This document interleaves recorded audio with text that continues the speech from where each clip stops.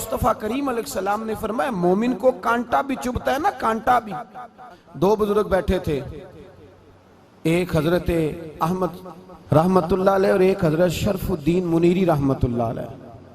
तो हजरत शरफुद्दीन मुनीरी कहने लगे कि दोस्त असल में वो होता है जो दोस्त की तरफ से आने वाली तकलीफ पर सब्र करे।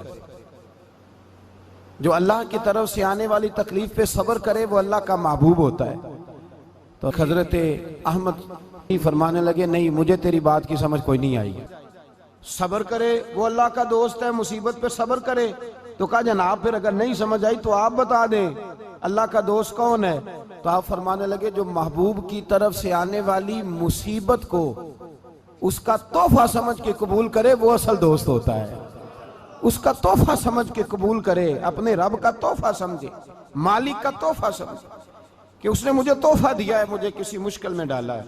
तो रब करीम बिला मिसालो बिला तशबीह समझाने के लिए अल्लाह जब किसी को मुश्किल में डालता है, काफिरों को तो उसने मौजें कराई हुई है, बड़ी बड़ी सहूलतें दी हुई है, मुश्किल में डब भी डालता है, अपने नेक बंदों को ही डालता है।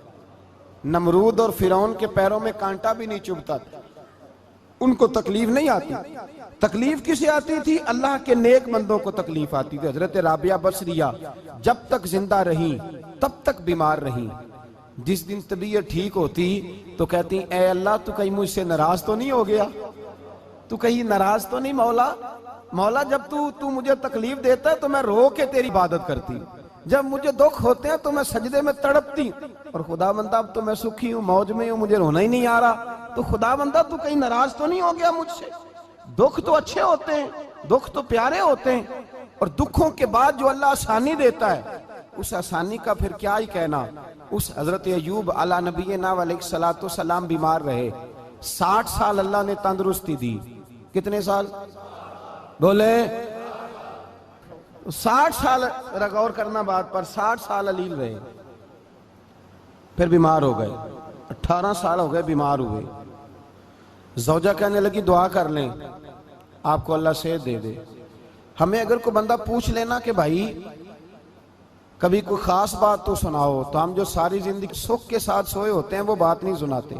वो जो एक रात दर्द से नींद नहीं आती उस रात का किस्सा सुनाते हैं। कुछ शुगर की पट्टी भी बांध नहीं था। हजरत अय्यूब 18 साल बीमार रहे। ज़ौजा कहने लगी दुआ कर लो, तो आप फरमाने लगे बीबी से कि सेहत कितनी देर रही? उसने कहा 60 साल। तो आप फरमाने लगे जरा बीमारी को भी 60 साल गुजर लेने दो, फिर दुआ भी कर लेंगे।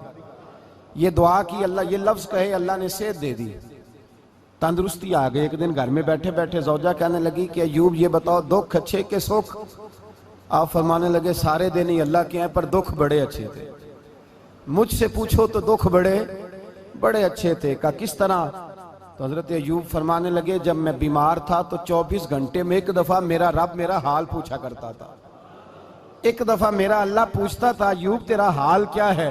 फरमाते हैं 12 घंटे तो लज्जत ही रहती थी कि मेरे रब ने मेरा हाल पूछ लिया है, और अगले 12 घंटे में इंतजार करता था मालिक हाल दोबारा कब पूछेगा।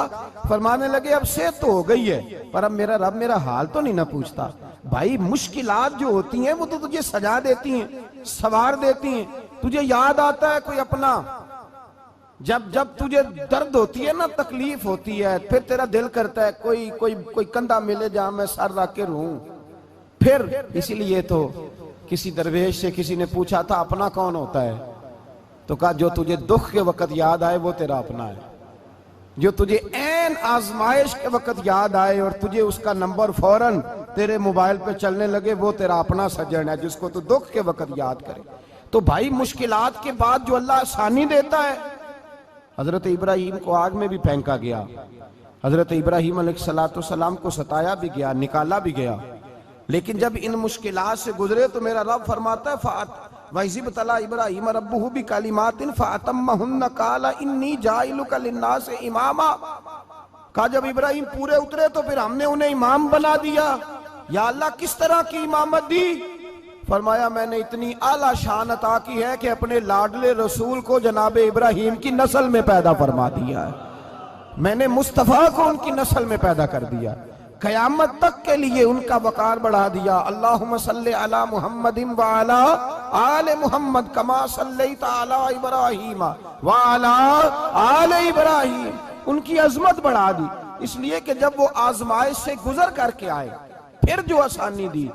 मेरे नबी पाक सल्लल्लाहु अलैहि वसल्लम ने दीन इब्राहिमी की बहुत सारी चीजों को रखा, कहा मैं मिल्लत इब्राहिमी पे हूं। जब कोई मुश्किलात को अबूर करके आता है, जब कोई तकलीफें सह करके आता है, उसके लिए जो अजर होता है, उसके लिए जो फिर अल्लाह कितनी कितनी जरा बड़ी तवज्जो कीजिएगा। लोग समझते हैं फला आदमी मुश्किल में है तो शायद मुश्किल में ही रहेगा, फला आजमाइश में है तो शायद आज। मेरा अल्लाह फरमाता है एक मुश्किल दे के मैं 2 आसानियां भी दूंगा। तुम मुश्किल देख रहे हो, मुश्किल ना देखो, वो जो इसको बाद में आसानी आने वाली है, और डबल जो मैं इस पर नेमत करने वाला हूं उसको देखो। हजरत यूसुफ को भाइयों ने कुएं में डाल दिया था, और जब कुएं से निकले तो मिस्र के बाजारों में बिके, और फिर जुलेखा ने इल्जाम लगाया तो हालात बिगड़ गए। हजरत यूसुफ को जेल जाना पड़ा। कितनी कठिन जिंदगी थी, लेकिन मेरे मालिक को कुछ और ही मंजूर था। कुएं में गिरने वाले, बाजार में बिकने वाले, जेल में जाने वाले, इल्जाम लेने वाले जनाब यूसुफ को रब करीम ने उसी मिस्र का बादशाह बना दिया। अल्लाह पाक ने उसी मिस्र का हुक्मरान बना दिया। यारी तेरी सोना पर अजमैशा तेरियां अग, ये सोना परखिया जावंदा ही पहलो नाल अग्गां दे लग। इसके लिए थोड़ा सा जतन करना पड़ता, थोड़े कठिन हालात से गुजरना पड़ता, थोड़ी आजमाइशों का रूप देखना पड़ता। हम चाहते हैं कि हमें छेड़े कोई ना कोई तकलीफ ना आए, कोई आजमाइश, ये हो नहीं सकता मेरे भाई। नामी कोई बगैर मुशक्कत नहीं हुआ। 100 बार जब अकीक कटा तब जाकर नगी हुआ। हम चाहते हैं कि हमें कुछ भी दिक्कत ना आए, मुश्किलात ना आए, और मुश्किलात तो इंसान को संवारती हैं भाई, वो तो निखारती हैं। कभी पूछा करो जाकर के किसी गंदम के दाने से कि तू कहां कहां से होके आया है, कहां कहां से निकल के आया है, तो वो बतलाएगा कि बड़े मुश्किल मराहल से गुजरा हूं, और फिर अल्लाह ने मुझे ताकत दी है कि मैं इंसान के वजूद का हिस्सा बनाऊं। तो भाई कठिन मराहल, आजमाइशें, तकलीफें, ये इंसान को बड़ा इंसान बना देती।